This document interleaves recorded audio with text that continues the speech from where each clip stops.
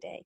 I think that it's fair to say that government's been given a huge boost, in a sense, from this pandemic. I think the world's had a wake-up call how much we need government. Businesses certainly have that awakening. And public institutions are in the spotlight as they haven't been for a long time. Sometimes in civil society, we feel a bit like your eyes and your ears on the ground, and that's part of our role.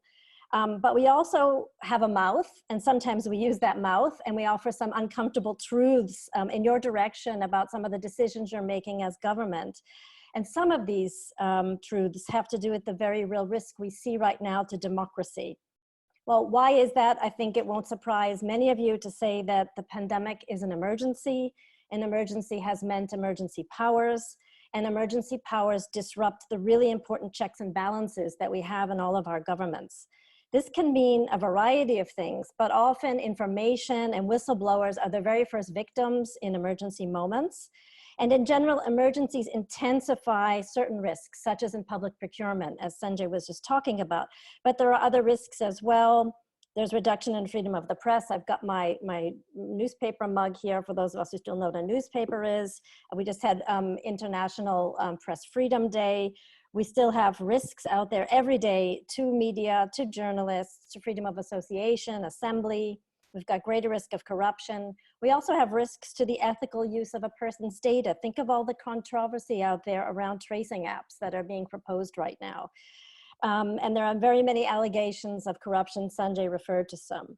The real risk, I think, is not just what can go wrong, but that these emergency powers, these imbalances, if you will, in oversight, and some of them are warranted right now, that they outlive the pandemic and they create a backslide. And that backslide is a backslide in democratic processes and a move away from openness, from transparency, from accountability. Now, it won't surprise anybody on this call that we had a trust crisis prior to the pandemic. And in some sense, this elevation or catapulting of government and its role is a chance for public institutions to regain trust. But it depends very much on how they approach the pandemic. If they make decisions right now based on democratic values that define open government, that emphasize transparency, a space for citizen engagement, for feedback loops. You know, there's some research I just saw from Results for Development that show that where these approaches involving citizens with adaptation, with feedback loops, where these approaches were used in the Ebola crisis in West Africa, there were better outcomes.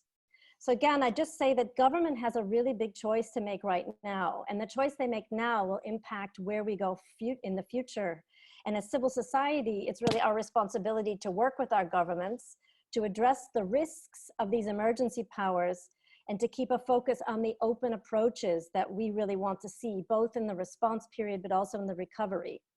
I'd say that for civil society, it's certainly the health of people, but it's also the health of democracy that we want to keep in our focus.